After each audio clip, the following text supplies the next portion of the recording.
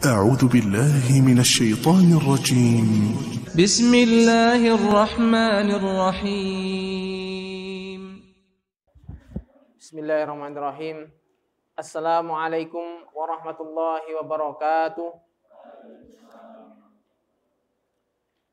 Alhamdulillahi ala fadlihi wa ihsanih, wa ashkuruhu ala taufiqi wa amtinanih, wa ashhadu an la ilaha illallah wahdahu la syarika lahu ta'dhiman li sya'nih, wa ashhadu anna Muhammadan abduhu wa rasuluh da'i ila ridwanih wa ala alihi wa ashabihi. Allahumma shalli ala Muhammad wa ala ali Muhammad wa ala alihi wa ashabihi wa ikhwani. Wa qala Allah Ta'ala fi kitabihil karim, ya ayyuhalladzina amanu taqullaha haqqa tuqatih wa la tamutunna illa wa antum muslimun. Wa ana astaqal hadithi kitabullah wa khairal huda huda Muhammadin sallallahu alaihi wasallam wa syarrul umuri muhdatsatuha wa kullu muhdatsatin bid'ah wa kullu bid'atin dhalalah wa kullu dhalalatin finnar. Ma'asyiral muslimin rahimani wa rahimakumullah. Alhamdulillah, malam hari ini kita dipertemukan kembali oleh Allah di dalam majelis yang mulia ini, majelis yang kita belajar tentang usuluddin, pokok-pokok agama kita yang seyogyanya atau seharusnya diketahui oleh setiap muslim. Karena pondasi inilah yang bisa kita bangun di atasnya syariat Islam. Tanpa pondasi ini, tanpa kita bangun keyakinan ini, maka apapun amal yang kita bangun di atasnya akan roboh. Dan kita urgensinya belajar tentang tauhid di masa sekarang ini adalah kita bisa menyelamatkan agama kita, karena fenomena di akhir zaman ini banyak sekali kaum muslimin yang bahkan tidak tahu tentang apa itu Islam, apa itu iman, tentang pokok-pokok ajaran, pokok-pokok agama mereka, sehingga tanpa terasa mereka terjatuh ke dalam hal-hal yang merusak agama mereka dan bahkan sampai keluar dari Islam tanpa mereka sadari. Ini yang harus kita waspadai. Jangan sampai kita hidup sekali ini, di waktu yang singkat ini, kita sudah merasa berbuat baik, sudah merasa baik keislaman kita, sholat kita sudah bagus, tapi ketika bertemu di sisi Allah, kita tidak membawa pahala secuil pun, bahkan keluar dari Islam tanpa terasa. Ini bencana besar. Makanya kita harus betul-betul mengerti tentang dasar-dasar agama kita. Karena banyak hal-hal yang merusak agama kita, ini yang harus kita waspadai. Kemudian pertemuan sebelumnya kita sudah membahas tentang tauhid, tentang 3 pertanyaan kubur. Kemudian selanjutnya membahas tentang rukun iman. Ya, rukun iman ini yang pertama rukun iman yang pertama, iman kepada Allah, sudah kita pelajari di silsilah pertama dan kedua. Kemudian kita membahas pembahasan rukun iman yang paling panjang, yaitu perjalanan akhirat, iman kepada hari akhir. Ini sudah memasuki, khusus untuk pembahasan hari kiamat ini, sudah memasuki bagian ke-10. Berarti kan sudah 10 pertemuan. Nanti mungkin khusus untuk beriman kepada hari akhir ini ada 16 pertemuan. Jadi masih sudah separuh jalan. Kemarin sudah dijelaskan tentang pertemuan minggu lalu, tentang hisab. Jadi sesudah manusia dikumpulkan di padang mahsyar menunggu kedatangan Allah dengan waktu yang sangat lama, sampai mereka tenggelam di dalam keringat mereka, matahari di atas kepala 1 mil. Mereka merasa ketakutan dengan ketakutan yang amat sangat, dan teringat kembali terhadap amalan-amalan mereka. Kemudian setelah Nabi Muhammad sujud berdoa kepada Allah untuk mensegerakan hisab, maka Allah bersama para malaikatnya turun untuk menghisab para hambanya. Kemarin sudah hal-hal yang dihisab oleh Allah sudah kita terangkan. Kemudian untuk pembahasan kali ini yang kita bahas adalah bagaimana keadaan manusia ketika dihisab. Jadi ada di antara manusia yang kelak itu hisabannya sulit dan ada yang hisabannya mudah. Dan ada yang di antara mereka sama sekali nggak dihisab. Kita berdoa mudah-mudahan kita salah satu dari mereka yang tanpa hisab. Cuman ada syaratnya, yaitu mentauhidkan Allah, murni tauhidnya. Ini yang susah. Tawakal betul-betul kepada Allah, menggantungkan semuanya kepada Allah. Ini ilmunya gampang, teorinya gampang, tapi prakteknya susah ketika betul-betul kita dihadapkan dengan permasalahan-permasalahan. Adapun orang-orang yang kafir, menurut pendapat yang lebih kuat, meskipun amalan mereka adalah amalan yang sia-sia, namun mereka akan tetap dihisab dan ditanya oleh Allah sebagai celaan kepada mereka dan untuk menunjukkan keadilan Allah serta menegakkan hujah di atas mereka. Karena sebagian ulama ada yang berpendapat orang kafir nggak dihisab, langsung masuk neraka. Ini sebagian yang berpendapat seperti itu. Namun ada sebagian mayoritas bahkan yang lebih kuat adalah tetap dihisab oleh Allah. Orang kafir sekalipun dihisab oleh Allah ini sebagai celaan kepada mereka, kehinaan kepada mereka di hari kiamat. Bahkan hisab orang-orang kafir ini sangat teliti. Rasulullah SAW bersabda, "Wa man nuqisha hisab halak." Barang siapa yang diperiksa dengan teliti hisabnya, maka dia akan binasa. Hadis sahih riwayat Bukhari dan Muslim. Diteliti satu-satu, A, B, C sampai Z. Itu semuanya diteliti tanpa lewat sedikit pun. Dan semuanya hisabannya itu jelek semuanya. Adapun orang-orang yang beriman, maka mereka akan dihisab dengan hisab yang mudah. Allah berfirman di dalam surat Al-Insyiqaq, "Wa amman utiya kitabahu biyaminihi fasawfa yuhasabu hisaban yasira." Orang-orang yang diberi kitab dengan tangan kanannya, maka dia akan dihisab dengan hisab yang mudah. Hisab yang mudah. Yang dimaksud dengan hisab yang mudah disebutkan oleh Rasulullah SAW dalam sebuah hadis yang artinya sesungguhnya Allah akan mendekatkan seorang mukmin kemudian menutupinya. Jadi ini japri. Jadi hisab ini bisa dikatakan kalau kan selama hidup manusia itu kan mereka dicatat, ada rekodnya. Malaikat mencatat, bumi menyaksikan, anggota tubuh menyaksikan, Allah menyaksikan. Ini adalah cara bahasanya itu apa? Konfirmasi, cocokan. Catatan ini awakmu ngono kira. Jadi dihisab itu seperti itu. Jadi catatan amal itu dihadapkan semuanya, perbuatan manusia dihadapkan semuanya, dia akan ditanya seperti itu. Dan waktu itu semua hambanya ditanya oleh Allah dengan satu persatu.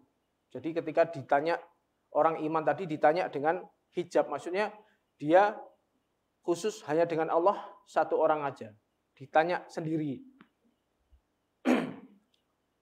Dia ditanya, kemudian Allah berkata kepadanya, apakah kamu mengetahui dosa ini? Apakah kamu mengetahui dosa ini? Jadi dosanya, catatan amalnya yang dicatat oleh malaikat itu dikonfirmasi semuanya. Kamu ingat gak dosa ini? Kamu ingat gak dosa ini? Kamu ingat gak dosa ini? Maka orang mukmin tadi berkata, iya wahai Rabb. Dia ingat semuanya. Dia mengkonfirmasi, iya saya melakukan itu semuanya. Sehingga ketika Allah sudah membuatnya mengetahui dosa-dosanya dan hamba tersebut mengira bahwa dirinya akan binasa, yaitu karena dosa-dosa tersebut. Karena dosanya banyak sekali. Ketika ditanya, dosa ini, dosa ini, dosa ini, dosa ini. Semuanya diakuinya. Dia mengira bahwasanya dengan Allah nanya itu, dia akan binasa. Maka Allah berkata, dulu di dunia dosa ini nggak ada yang tahu. Aku menutupi dosa-dosa ini di dunia. Jadi dosa ini hanya dia bermaksiat kepada Allah, tapi nggak ada orang yang tahu. Maka Allah berkata, aku mengampuni dulu di dunia, saya nutupi dosa-dosa ini. Hari ini tak ampuni dosa-dosa itu. Masya Allah, ini sebuah kenikmatan yang dia rasakan. Dia merasa dosa-dosanya itu diakui semuanya. Dia merasa melakukan dosa ini. Tapi dia rahasiakan. Dosa itu nggak ada orang yang tahu. Kemudian Allah mengatakan, dulu berhubung dosa ini di dunia sudah nggak ada orang yang tahu, maka dosa ini tak hapus. Jadi di catatan amal kitabnya nanti yang dikasihkan rapotnya nanti, dosa itu nggak tercatat. Paham ya? Jadi ada beberapa catatan yang dicatat oleh malaikat itu ada catatannya. Tapi ketika dikonfirmasi oleh Allah, itu Allah mengampuni dosa-dosa tersebut sehingga tidak tercatat di dalam kitab yang itu besok nanti dikasihkan kepadanya. Ini kenikmatan seorang mukmin, dihisab dengan hisab yang mudah. Jadi enak hisabannya, catatannya banyak yang baik. Padahal asli nih, sing elek ya wakeh tapi dibuang. Ini termasuk kenikmatan hisab yang mudah itu seperti itu. Maka dia pun diberi kitab kebaikan-kebaikannya. Jadi dosa-dosanya yang di rahasia itu disembunyikan, catatan yang diterima besok itu adalah tinggal catatan yang baik-baik. Ini termasuk hisab yang mudah. Ada lagi bahwasanya Rasulullah SAW mengabarkan bahwasanya ada 70.000 orang dari umatnya yang kelak tidak dihisab sama sekali. Jadi ada 70.000 orang yang Allah masukkan surga tanpa hisab. Beliau menyebutkan mereka ciri-cirinya adalah orang yang tidak pernah minta diobati dengan kai. Kai itu adalah metode pengobatan dengan besi panas yang dicoskan kepada luka, sehingga luka itu dengan dicos itu cepat sembuh. Sehingga metode pengobatan seperti itu adalah metode pengobatan instan yang biasanya langsung menyembuhkan, mengobati sumber masalahnya. Sehingga saking manjurnya metode ini, banyak orang yang bertawakal dengan metode ini. Sehingga lupa bahwasanya mereka punya Allah. Saking manjurnya metode ini, sehingga banyak orang itu tawakalnya kepada metode kayak ini. Seperti halnya dokter. Dokter punya ilmu sehingga punya resep, sebab resep itu bisa menyembuhkan penyakit. Kebanyakan karena mungkin ada beberapa dokter spesialis yang dia manjur gitu ya, sehingga seseorang itu bertawakal kepada dokter itu. Aku tak coba ke dokter itu, mari. Padahal dia lupa dengan Allah. Ini termasuk kekurangan di dalam sisi tawakalnya. Sehingga orang yang nggak pernah minta metode seperti ini, dia betul-betul bertawakal kepada Allah. Kemudian tidak pernah minta diruqyah oleh orang lain. Itu juga sama. Ruqyah syariah itu sebenarnya boleh kita meminta kalau memang betul-betul keadaan urgent. Kita betul-betul nggak mampu, kita sudah ruqyah, nggak manjur-manjur delala. Mungkin seorang yang dipandang dia orang-orang soleh, mungkin kita minta doanya, aku diruqyah. Akhirnya sebab ruqyahnya bisa sembuh. Itu suatu saat sesekali nggak apa-apa. Tapi untuk ruqyah itu afdolnya dia meruqyah diri sendiri sehingga dia betul-betul bertawakal kepada Allah. Dia bersandar kepada Allah. Tidak bersandar kepada orang lain. Dikit-dikit minta ruqyah, dikit-dikit minta ruqyah. Sehingga dia tawakalnya kepada peruqyahnya ini. Ini yang nggak boleh seperti itu. Nah, orang yang masuk surga tanpa hisab ini, orang betul-betul bertawakal kepada Allah. Juga yang ketiga, yaitu tidak bertatoyur. Sudah dijelaskan di awal-awal silsilah. Tatoyur itu dia menganggap sial sesuatu. Kalau burung itu digusah misalnya. Dia mau pergi, gusah burung sih. Kalau burungnya terbang ke kanan, dia pergi. Kalau terbang ke kiri, wah, berarti sial itu nanti. Itu kan namanya tatoyur. Dia percaya dengan hal-hal yang samar seperti itu. Nah, dia sama sekali nggak yakin dengan seperti itu. Betul-betul ini dan mereka hanya bertawakal kepada Allah. Intinya ini, mereka hanya bertawakal kepada Allah dengan tawakal yang sempurna. Dia betul-betul tidak menggantungkan tawakalnya kepada orang lain, tidak menggantungkan tawakalnya kepada benda, kepada jimat dan lain sebagainya. Dia sempurna tawakalnya, maka orang inilah yang akan dimasukkan oleh Allah di dalam surga tanpa hisab. Semoga Allah menjadikan kita semuanya menjadi salah satu dari 70 orang ini. Termasuk di antara yang mendapatkan jaminan ini adalah sahabat yang bernama Ukasyah bin Muhsan. Itu ketika Nabi menceritakan ini, kemudian dia bertanya, ya Nabi, doakan saya menjadi termasuk di dalamnya. Terus Nabi mendoakan. Terus yang lain minta, oh ya Nabi, saya doakan juga. Wes kedisian Ukasyah. Wes catai si tok-tok. nggak bisa. Tapi intinya bahwasanya ada termasuk keadaan seorang mukmin yang dia iman yang sempurna itu besok akan dihisab dengan hisaban yang mudah, termasuk dosa-dosanya banyak yang diampuni oleh Allah, banyak ditutupi oleh Allah, sehingga kitab catatan amal yang dia terima nanti adalah kitab-kitab catatan yang baik, sehingga ketika kitab itu ditimbang berat timbangan baiknya. Ini keadaan manusia yang beriman. Beda dengan orang yang kafir tadi, teliti sampai jelimet, kemudian setelah itu dimasukkan ke dalam neraka. Kemudian pembahasan berikutnya adalah orang yang pertama dihisab, amal yang pertama dihisab, dan hal-hal yang pertama dihisab. Apa aja itu? Yang pertama, orang yang pertama kali dihisab oleh Allah di hari kiamat, yaitu ada tiga orang. Yang pertama adalah orang yang berjihad karena riya, yang sudah kita jelaskan tentang pembahasan masalah riya kemarin. Dia akan didatangkan dan akan diperlihatkan kenikmatan yang telah Allah berikan kepadanya, maka dia pun mengenalnya. Jadi di dunianya diberikan oleh Allah tentang nikmat badannya kuat, semangat tempur, semangat juang, fisiknya ahli strategi misalnya. Dia selalu terdepan di garda peperangan. Kemudian dia ditanya oleh Allah, apa yang kamu lakukan terhadap kenikmatan yang saya berikan kepadamu? Maka dia berkata, ya Allah, kenikmatan yang engkau berikan kepada saya, aku gunakan untuk berperang di jalanmu sampai aku mati syahid. Benar, dia berperang sampai mati syahid. Dia betul-betul terjun di medan jihad sampai dibunuh di jalan Allah. Itu kan kalau dia benar, pahalanya luar biasa. Tapi Allah berkata kepadanya, alah, kadzabta, kamu dusta. Kamu begitu cuman pengen dikatakan sebagai orang yang pemberani aja. Sedangkan kamu sudah mendapatkan gelar itu, faqad qil.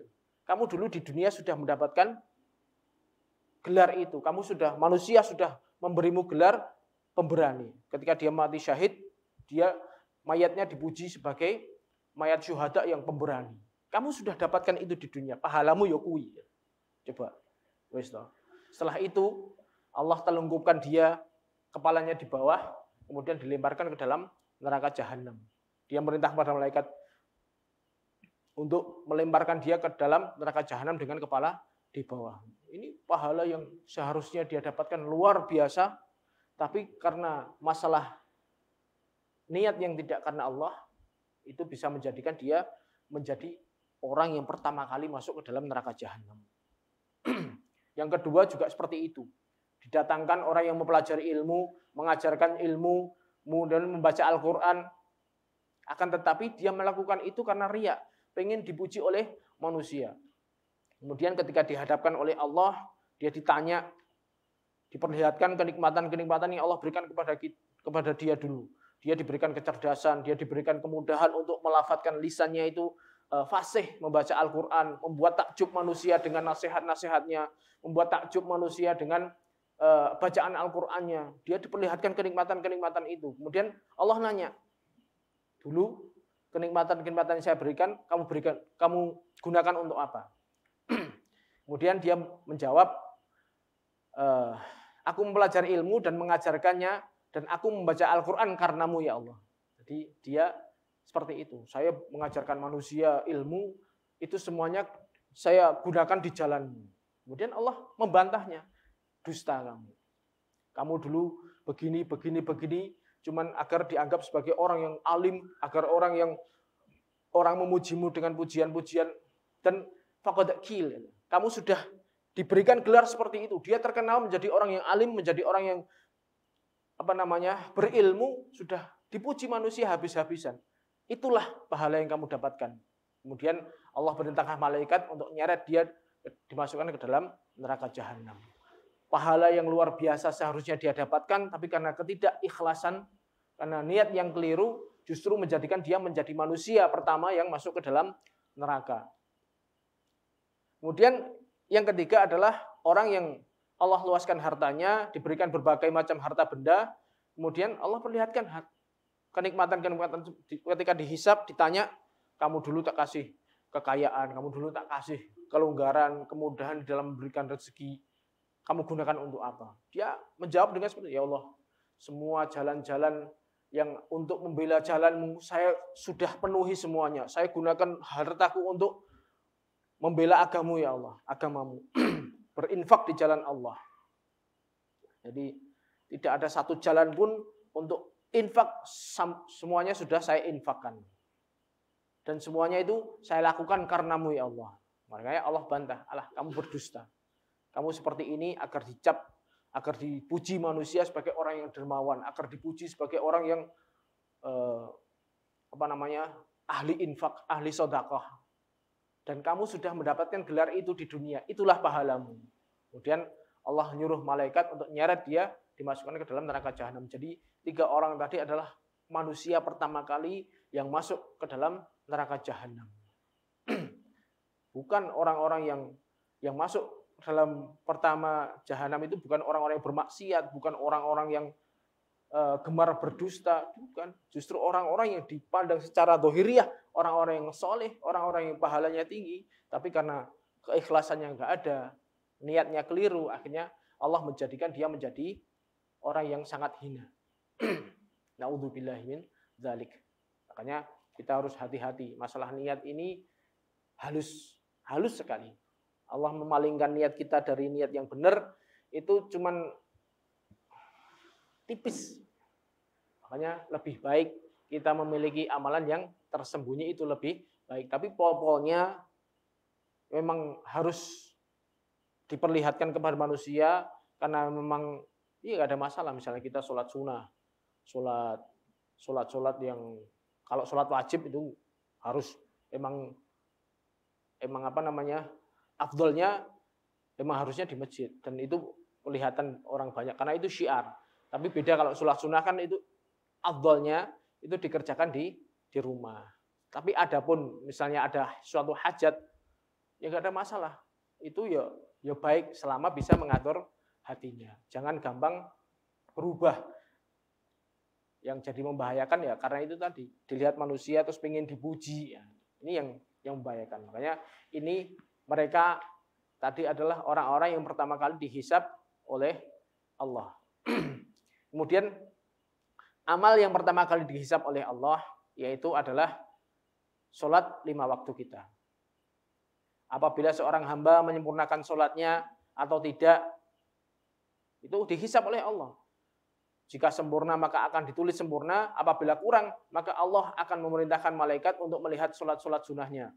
As-sholatu imaduddin, man hafidhaha faqad hafidha dinah, wa man dhaya'aha fahuwa lima siwaha atiyah. Jadi sholat itu adalah tiangnya agama. Jika dia menjaga sholatnya, maka otomatis dia menjaga keseluruhan agamanya. Karena sholat adalah tiangnya agama. Lalu jika dia menyia-nyiakan sholatnya, maka otomatis pondasinya yang paling utama aja disia-siakan, apalagi yang lainnya lebih disia-siakan oleh dia. Makanya ketika dihisab oleh Allah amalan sholat 5 waktunya ini sempurna 100%, ya sudah ditulis 100%. Adapun sholat-sholat sunnahnya itu menjadi tambahan. Tapi kalau dia amalannya itu kurang, misalnya kekhusyukannya kurang, atau suatu saat ada yang lupa, atau yang lain waktunya mungkin ketiduran, dan lain sebagainya, ada faktor-faktor yang membuat sholatnya hisapannya ini kurang, maka Allah akan meminta malaikat untuk meneliti amal sholat sunnahnya gimana. Sehingga kekurangan-kekurangan yang dia dapatkan di dalam sholat wajibnya ini, misalnya sholat wajibnya ini nggak sampai 100%, cuman 80%. Maka disinilah Allah menggenapkan kekurangannya ini dengan amalan sholat sunnahnya. Inilah pentingnya kita memperbanyak sholat sunnah. Sehingga ketika sholat wajib kita kurang, entah dari kekhusyuan kita, tumakninah kita, atau yang lain-lainnya, itu bisa ditambal dengan amalan sholat sunnah. Tapi nek ora tau sholat sunnah, amalan sholat wajib ya ora tahu, ya sudah. Celaka orang seperti ini. Makanya termasuk dakwah yang paling mungkin di masyarakat kita ini yang diajak untuk yang mungkin bagi mereka yang mengaku muslim, sholatnya kurang, ayo mungkin kita ajak untuk kembali, mungkin menetapi tiangnya agama ini. Karena dari tiangnya ini akan menegakkan agama dia. Insya Allah semua orang bisa berdakwah dari sisi ini. Sehingga mungkin ada keluarga kita yang sholatnya kurang. Ini kita ajak. Jangan sampai seorang mengaku muslim tapi dia meninggalkan sholat. Ini sebuah kerugian yang sangat. Kemudian hal apa yang pertama kali dihisab? Adapun hal yang pertama dihisab antara manusia satu dengan manusia yang lain, yaitu berkaitan dengan darah. Tentang pembunuhan. Rasulullah Shallallahu Alaihi Wasallam bersabda, "Awalu ma yuqadha bainan nasi fid dima." Hal yang pertama kali dihisab yang berkaitan dengan hak antara manusia pada hari kiamat adalah tentang darah, tentang pembunuhan. Entah dia membunuh dengan tangannya sendiri, entah membunuh dengan pembunuhan berencana. Ini dihisab pertama kali. Karena inilah, dan itu nanti hisabannya termasuk berat, termasuk dosa besar. Dia membunuh tanpa hak, ini termasuk dosa besar. Makanya semua syariat Islam ini adalah termasuk maqasid syariah. Maksud syariat itu salah satunya menjaga diri, ya melindungi manusia dari hak-haknya ini tadi. Jangan sampai kita diambil haknya termasuk dibunuh ini. Makanya hukumannya berat. Wa may yaqtul mu'minan muta'ammidan fajazauhu jahannam. Dia membunuh manusia orang iman dengan sengaja, maka balasannya jahanam. Wa ghadiballahu alaihi wa la'anahu adzabahu adzaban adziman. Dilaknat oleh Allah, diazab oleh Allah dengan azab yang pedih. Ini luar biasa. Kemudian setelah itu, setelah dihisab selesai, hisabannya manusia itu tadi setelah dikonfirmasi oleh Allah tentang amalan-amalannya yang dia dalam catatannya dia mengakui semuanya. Ada yang dihisab dengan hisaban yang mudah, ada yang dihisab dengan hisaban yang berat, ada yang dihisab dengan hisaban biasa. Maka setelah itu dia nerima rapot. Istilahnya gampangannya seperti itu. Jadi setelah catatannya tadi diterima, dikonfirmasi, baru nanti setelah itu nerima catatan amal. Bagaimana keadaan hamba ketika itu? Jadi setelah Allah menghisab seorang hamba, maka hamba tersebut akan diberi kitab. Jadi yang tadi awalnya catatan di dalam catatannya sebelum hisab tadi banyak dosanya, tapi setelah Allah ampuni, maka dosanya hilang sehingga dia mendapatkan kitab yang baru. Orang yang beriman dengan hisab dan hari perhitungan, dan dia beramal. Jadi ini, orang yang beriman dengan hisab dan hari perhitungan dan dia beramal, maka dia akan menerima kitab yang berisi hasanah dengan tangan kanannya. Jadi tiga ini poinnya. Dia iman dengan hisab dan hari perhitungan dan dia beramal karenanya. Ya seperti kita ini. Kita meyakini hari akhir, kita meyakini bahwasanya besok akan ditanya oleh Allah, kemudian dari situlah kita beramal dengan amalan-amalan yang baik. Maka dia akan menerima dengan tangan kanannya. Dan kelak dia akan kembali dengan keluarganya di dalam surga dalam keadaan yang sangat bahagia. Allah berfirman, "Fa amman man utiya kitabahu biyaminih fa sawfa yuhasabu hisaban yasira wa yanqalibu ila ahlihi masrura." Maka adapun orang yang diberi kitab dengan tangan kanannya, dia akan dihisab dengan hisab yang mudah dan akan kembali kepada keluarganya dalam keadaan bahagia. Jadi termasuk orang iman yang di situ bapak ibunya, keluarganya iman semua, maka akan dikumpulkan dalam satu tempat.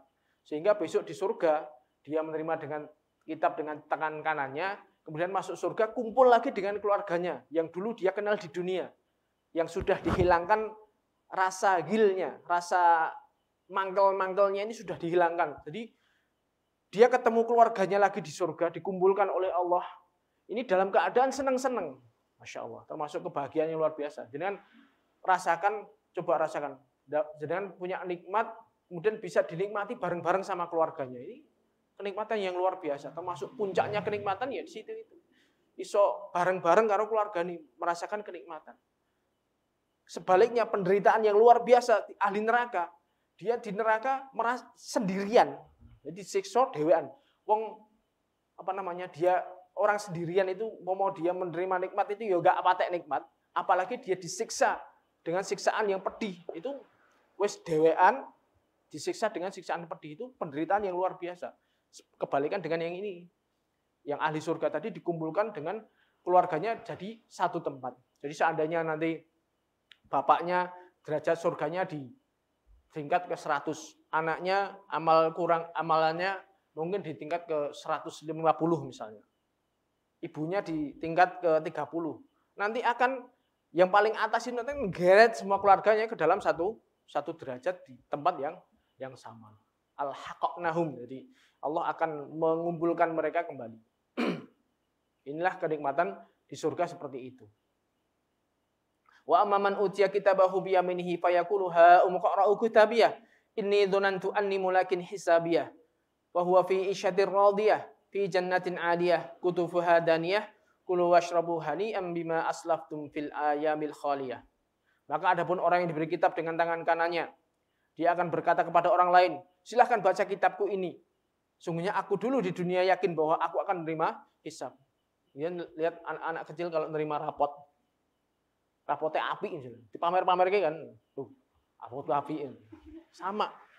Ketika kita menerima orang catatan amalnya itu baik semua, dia akan tuh lihatlah catatan amalku. Saya dapat seperti ini karena saya meyakini akan datangnya hari ini. Dipamer-pamer nih. Maka dia akan berada dalam kehidupan yang diridhoi di surga yang tinggi dan buah-buahan yang rendah. Buah-buahan yang rendah. Surga ya semuanya kenikmatan ada, pohonnya ya pendek-pendek tinggal metik tok. Maka dikatakan kepada mereka, makanlah kalian dan minumlah kalian dengan nikmat karena amal-amal kalian dikerjakan pada hari-hari yang telah lalu. Jadi sebab amalan mereka di dunia menjadikan mereka di posisi itu dikelumpurkan dalam keluarga, mendapatkan nikmat bareng-bareng, kemudian mereka gojek bareng-bareng merasakan nikmat yang luar biasa. Ini sebuah nikmat yang mungkin semuanya kita cita-citakan seperti itu. Mudah-mudahan kita dan keluarga kita bisa menjadi ahli surga. Allahumma amin. Sebaliknya, adapun orang-orang yang kafir dan munafik, maka dia akan menerima kitab dengan tangan kiri dari arah belakang. Tangan kiri diterima dari arah belakang. Pertanda bahwasanya mereka akan masuk ke dalam neraka. Dan dia pun berteriak dengan teriak yang menyatakan bahwa mereka celaka. Tidak bermanfaat bagi mereka, harta mereka yang melimpah, dan jabatan mereka yang tinggi di dunia. Mereka menyesal dan berangan-angan seandainya tidak diberi kitab. Dan berangan-angan seandainya tidak dibangkitkan oleh Allah. Allah berfirman, wa amman utiya kitabahu wara'a dhahrihi fasawfa yad'u thubura wa yasla sa'ira innahu kana fi ahlihi masrura innahu dhanna alla yahur. Jadi adapun orang yang diberi kitab dari belakangnya dengan tangan kirinya diterima begini, maka dia akan berteriak dengan kecelakaan. Dia berteriak dengan teriakan yang menyatakan bahwa mereka adalah orang yang celaka. Dan akan masuk kelak di dalam neraka. Sesungguhnya dahulu mereka bergembira ria bersama keluarganya tapi melalaikan Allah. Itu sebab seperti itu. Mereka dulu senang-senang, guru senangi, nuruti hawa nafsu mereka sehingga melalaikan kewajiban-kewajiban Allah. Sampai mereka mengkufuri Allah. Dan sesungguhnya dahulu dia menyangka bahwasanya dia tidak akan kembali kepada Allah. Surat Al-Insyiqaq. Ini termasuk azab dari Allah seperti itu. Dulu orang-orang kafir ketika menerima tangan catatan amalnya sudah tahu bahwasanya dia akan celaka. Kemudian walam adrima hisabiyah ya laitaha kanatil qadiyah. Tulisannya ini salah ya. Harusnya alifnya ini nempel hak gitu. Ya laitaha kanatil qadiyah ma aghna anni maliyah halaka anni sultaniyah khuduhu faghulluh tsummal jahima salluh tsumma fi silsilatin dar'uha sab'una dira'an fasluquh. Adapun orang-orang yang diberi kitab dari sebelah kiri, maka dia akan berkata, seandainya aku tidak diberi kitabku ini dan seandainya aku tidak mengetahui hisabmu. Mereka berandai-andai seperti itu. Tapi apakah andai-andai mereka itu bermanfaat? Sama sekali tidak. Seandainya kematian yang menyudahi segalanya. Ya laitani kanatil qadhiyah. Ini jane nek mati wis serambung. Tapi tidak seperti itu. Mereka akan disiksa terus-terusan. Hartaku tidak memberikan manfaat kepadaku, telah hilang kekuasaanku. Mereka menyesal seperti itu. Dulu mereka unggul-unggulkan dengan hartanya, dengan kekuasaannya. Mereka merasa bahwasanya mereka tidak akan binasa. Maka Allah berkata kepada malaikat, pegang dia, belenggulah tangannya ke lehernya, kemudian masukkan dia ke dalam api neraka yang menyala-nyala. Kemudian ikatlah dia dengan rantai yang panjangnya 70 hasta. Masya Allah. Ini siksaan orang-orang yang menerima kitab catatan amal dengan tangan kiri. Wattaqun narul lati waquduhan nas wal hijarah. Jadi kita bayangkan bahwasanya orang yang dimasukkan ke dalam neraka itu dia terbakar dan juga membakar. Jadi wattaqun narul lati waquduhan nas wal hijarah.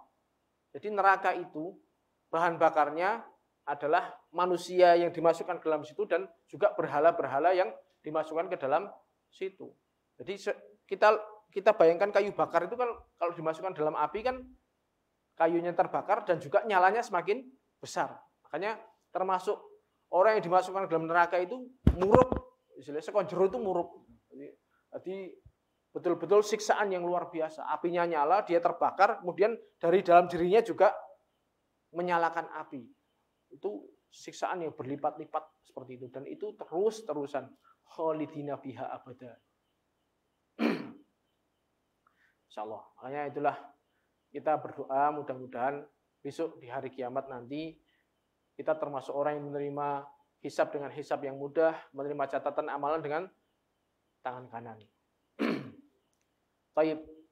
Kemudian setelah itu, setelah dia menerima catatan amal, dihisab, ini ada pembahasan tentang penegakan qisas atau hukuman bagi orang-orang yang zalim. Jadi itu tadi berkaitan dengan hak manusia satu dengan hak Allah dengan hambanya. Jadi dosa-dosa, maksiat-maksiat yang dilakukan hamba ini berkaitan dengan kewajiban manusia kepada hambanya. Sholat, puasa, zakat, kewajiban-kewajiban yang lain. Adapun masalah muamalah, hubungan individu satu dengan individu lain, ini hitungannya beda. Paham ya? Hitungannya beda. Jadi ada tadi dosa-dosa yang Allah ampuni, itu berkaitan dengan hak Allah. Allah karena dia bermaksiat, dia nggak kelihatan manusia, Allah ampuni. Tapi ini berkaitan dengan manusia, satu A dan B ini nggak sesimpel itu. Termasuk keadaan Allah adalah menegakkan qisas di antara makhluk di hari kiamat.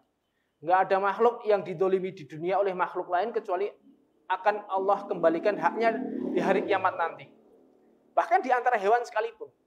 Jadi kita banyak di dunia ini ada orang yang didolimi, misalnya kamplengi sampai mati misalnya.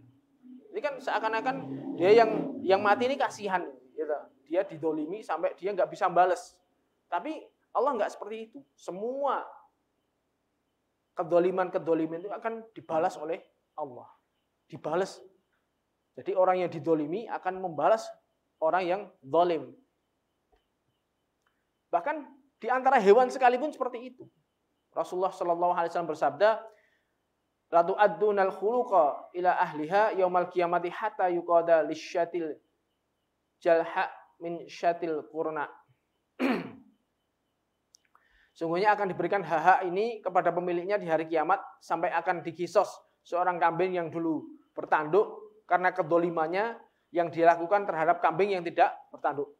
Apa sih? Sama-sama kambing yang nyeruduk temannya nggak punya, misalnya nggak punya tanduk, dia ditanduk sampai mati, itu dikisos oleh Allah, dibalas besok di hari kiamat. Itu sesama kambing misalnya.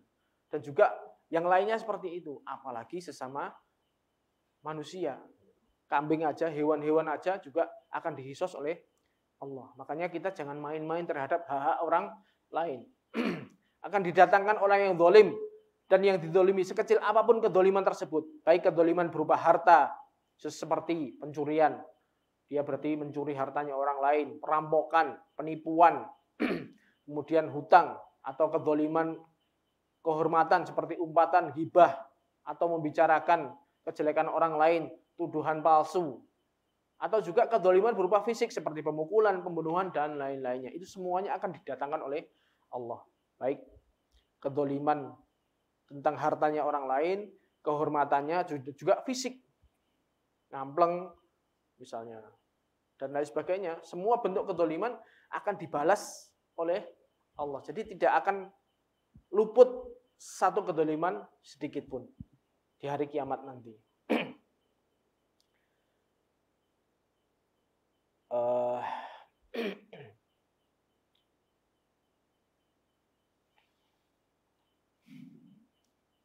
Kemudian penegakan keadilan saat itu adalah dengan hasanah dan sayyi'ah. Sudah kita pembahasannya kemarin ya. Jadi ada hasanah, sayyi'ah, amal baik, amal buruk. Itu bayarannya itu, bukan dengan kalau di dunia mungkin ya minta maaf, memberikan kompensasi dengan uang. Besok udah nggak ada lagi, mata uang udah nggak ada. Adanya amal baik dan juga amal buruk. Semua masing-masing punya ini. Orang yang zalim akan diambil hasanahnya dan diberikan kepada orang yang dizalimi. Apabila orang yang zalim tersebut tidak memiliki hasanah, maka sayyi'ah orang yang dizalimi akan diberikan kepada orang yang zalim tersebut. A zalim kepada B dengan kezaliman misalnya senilai 10 kebaikan misalnya. Yaitu tadi. Besok di hari kiamat berarti dibayar kezaliman yang dilakukan oleh si A ini, dia harus membayar kepada B senilai hasanah misalnya 100 misalnya. Dia harus bayar itu.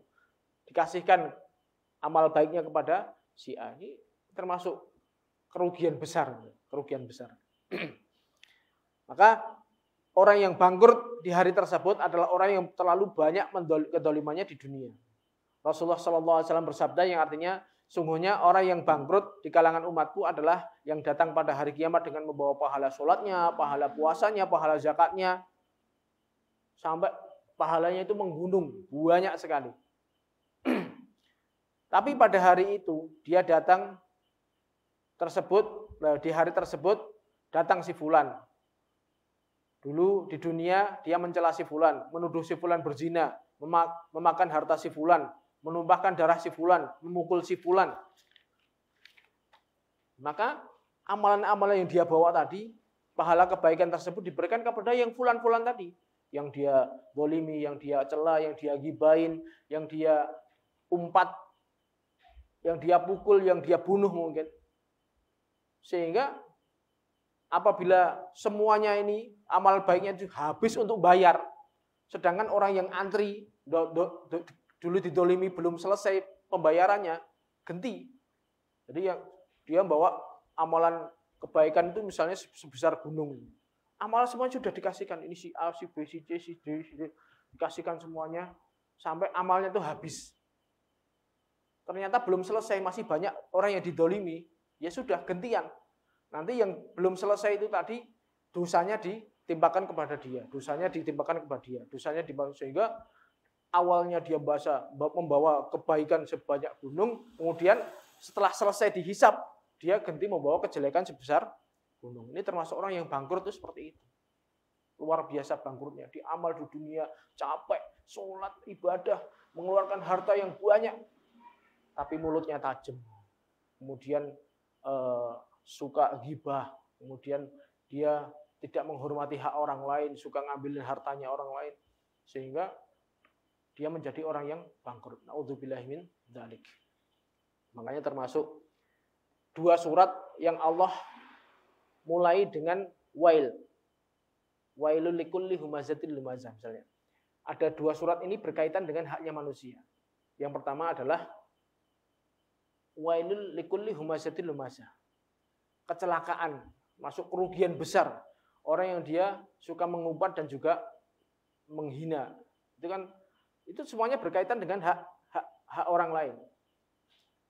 Jadi dia mengumpat, menghina, itu termasuk dia berkaitan dengan harga diri seseorang. Kemudian ada surat yang satunya lagi, wailul lil mutaffifin. Orang celaka, rugi bagi orang yang mutaffif. Mutaffif ini adalah orang yang jualan cuman ngurangin takaran timbangan. Itu kan dikit ya. Mutaffif itu cuman ngurangin takaran dikit. Itu oleh Allah disebutkan dengan sebutan yang celaka, kecelakaan yang besar. Itu yang ngambil haknya orang lain, hartanya orang lain dengan harta yang dengan sedikit aja dicelah oleh Allah, apalagi dia mengambil dengan banyak. Itu lebih celaka lagi. Makanya kita harus betul-betul hati-hati di dunia ini. Kita minimalisir kezaliman kita. Karena apapun yang akan kita perbuat, lisan kita, perbuatan kita terhadap orang lain, ini semuanya akan dihisab oleh Allah. Termasuk salah satu kerugian besar ini. Kita bayangkan apa ya? Sangat eman-eman itu kan. Kita mengumpulkan pahala yang banyak, justru kita berikan pahala itu kepada orang yang kita benci. Itu sangat sangat menyakitkan.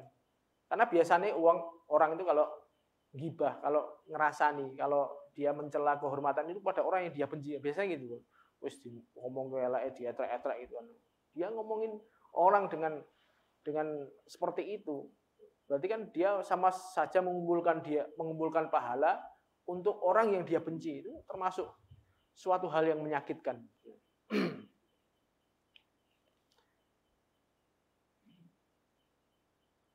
Oleh karena itu, seorang muslim di dunia apabila berbuat zalim, maka hendaknya segera dia untuk minta maaf dan mengembalikan hak orang yang pernah dia zalimi.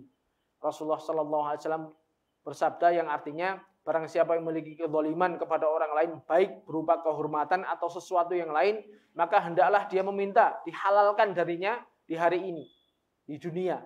Sebelum datang hari yang di situ nggak ada lagi dinar maupun dirham. Makanya minta halal dulu kepada temannya. Dulu pernah, ya Allah, kok saya mencela kehormatan seseorang, misalnya dia memfitnah seseorang, dia minta maaf agar dimaafkan, sehingga ketika sudah ada istihlal lagi, kehalalan, dia berbuat salah kepada saudaranya dan saudaranya memaafkan, maka itu sudah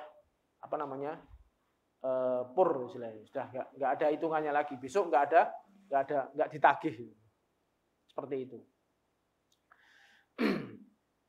Makanya termasuk ya budaya yang ada di kita ini, termasuk ketika Idul Fitri ada halal bihalal, itu sebenarnya ya tujuannya ya sama itu, untuk saling menghalalkan. Meskipun ya itu mungkin ya acara seperti itu ya nggak ada tuntunannya, tapi karena itu masalah muamalah nggak ada masalah. Secara kita niatnya, walaupun sing apik itu nggak perlu kita nunggu setahun pisan untuk minta maaf itu. Mosok arep minta maaf kepada temannya nunggu setahun pisan itu. Nanti kalau bar bodoh, aku njaluk ngapura ya. Nggak perlu seperti itu. Begitu kita berbuat zalim kepada saudara kita, langsung kita minta maaf. Itu yang lebih afdal. Tapi seandainya kita memanfaatkan momen-momen tertentu seperti yang sudah sudah masyhur di masyarakat kita, sudah menjadi budaya, bahkan menjadi budaya, itu ada masalah sekali. Kita sekalian bermaaf-maafan di situ. Tapi pada asalnya seharusnya orang itu ketika dia berbuat zalim kepada saudaranya segera minta halal agar tidak beresiko nanti di akhirat nanti. Paham ya?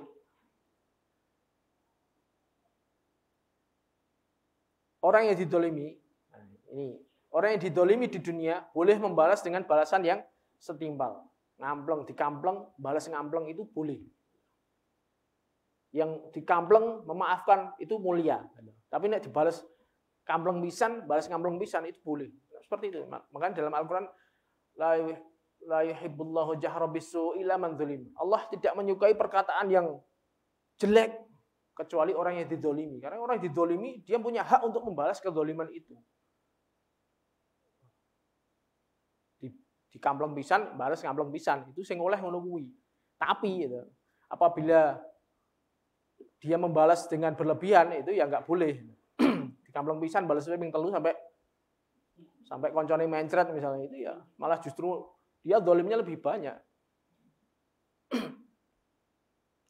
Tapi apabila dia memaafkan, maka Allah akan memberikan pahala yang besar. Allah berfirman, "Wa jazaa'u sayyi'atin sayyi'atun mithluha, faman 'afa wa aslaha fa ajruhu 'ala Allah, innahu la yuhibbudz zalimin." Balasan sebuah kejelekan adalah kejelekan yang setimpal. Itu boleh. Kita didolimi, balas dengan yang setimpal boleh.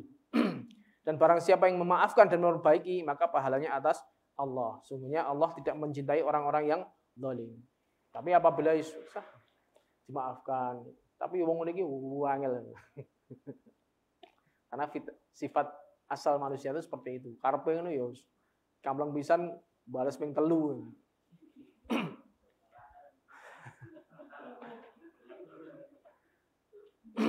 Taib. Kemudian setelah memasuki fase tadi, hisab, kemudian menerima amal, itu ada yang namanya mizan. Mizan itu timbangan. Jadi ditimbang dulu.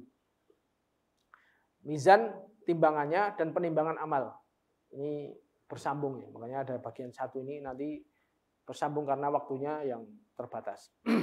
Karena pembahasannya agak lumayan. Di antara beriman kepada hari akhir adalah beriman dengan adanya mizan dan penimbangan amal. Allah berfirman, "Wa nadha'ul mawazinal qista liyaumil qiyamati fala tudlamu nafsun syai'a." Dan kami akan meletakkan timbangan-timbangan yang adil pada hari kiamat. Maka tidak ada seorang pun yang akan dizalimi sedikit pun. Jadi tidak ada seseorang pun ketika Allah sudah mengeluarkan timbangan, maka ditimbang dengan timbangan yang adil. Hasanah juga ditimbang, sayyi'ah juga ditimbang. Mana di antara keduanya, antara kebaikan dan kejelekan ini, mana yang lebih berat timbangannya. Ketika dia berat timbangan kebaikannya, maka dia akan selamat. Jika tidak, maka dia akan termasuk rugi. Akan ditimbang hasanah dan sayyi'ah dengan timbangan yang hakiki. Jadi timbangannya enggak cuman bayangan tok. Jadi betul-betul ditimbang. Hasanahnya diwujudkan dengan suatu hal yang hakiki, sayyi'ahnya juga diwujudkan dengan sesuatu yang hakiki. Timbangannya juga hakiki. Maksudnya betul-betul ada. Timbangannya ada, yang ditimbang ada. Yang ditimbang sebelah kanan kebaikan, sebelah kiri kejelekan.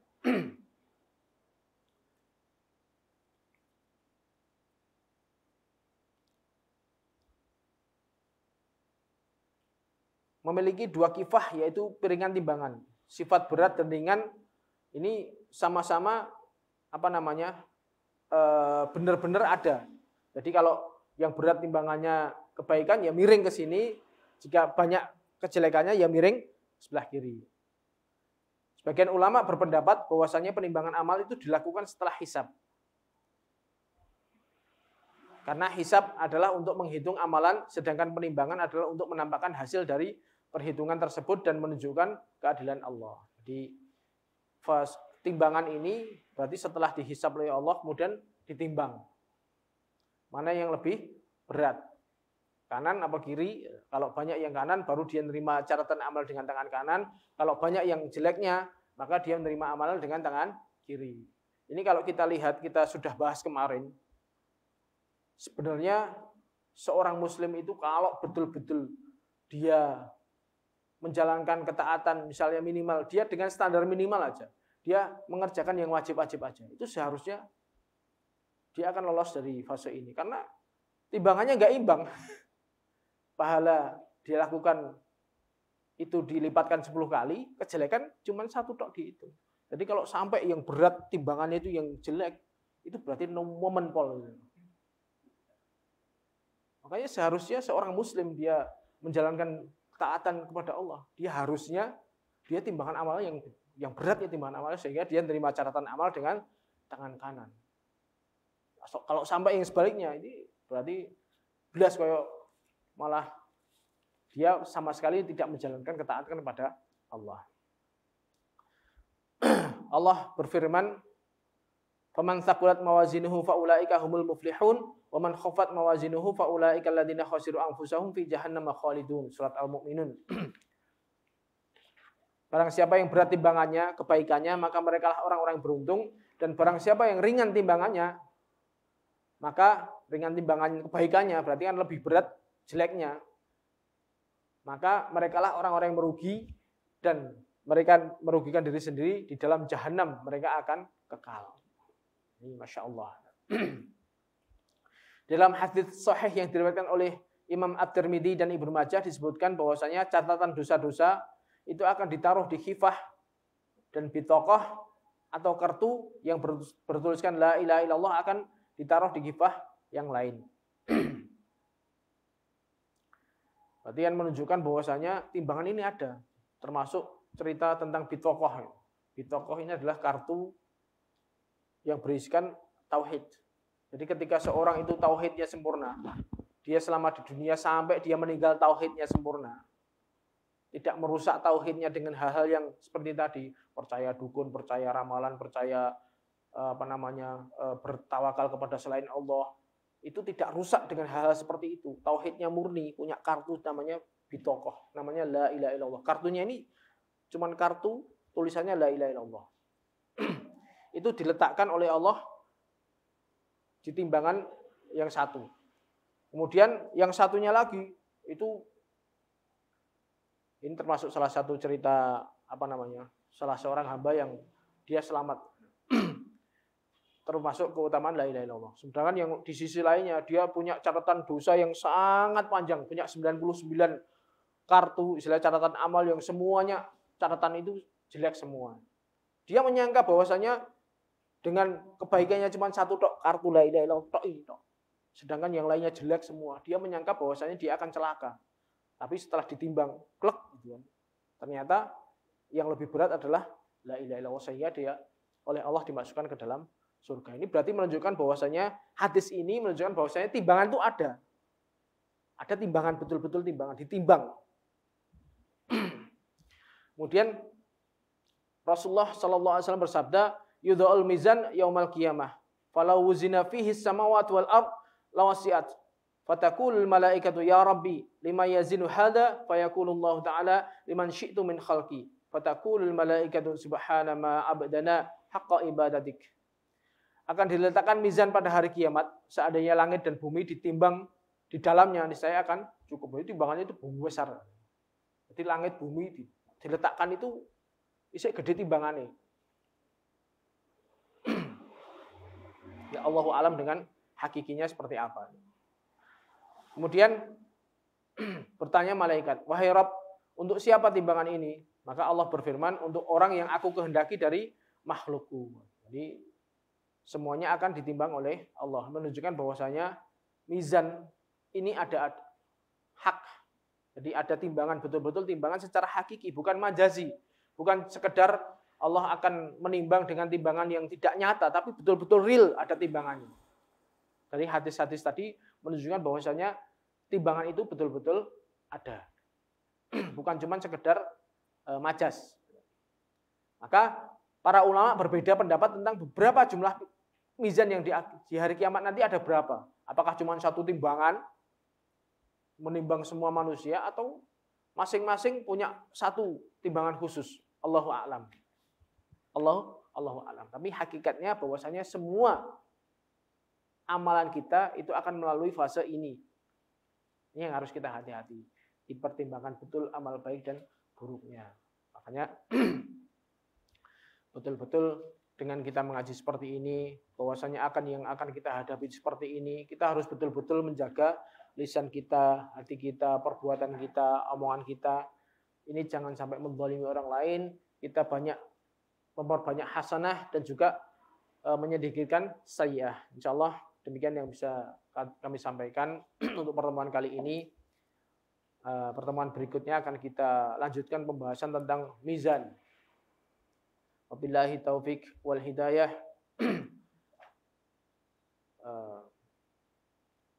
Subhanallahi wa bihamdika asyhadu an la ilaha illa anta astaghfiruka wa atubu ilaik. Assalamualaikum warahmatullahi wabarakatuh.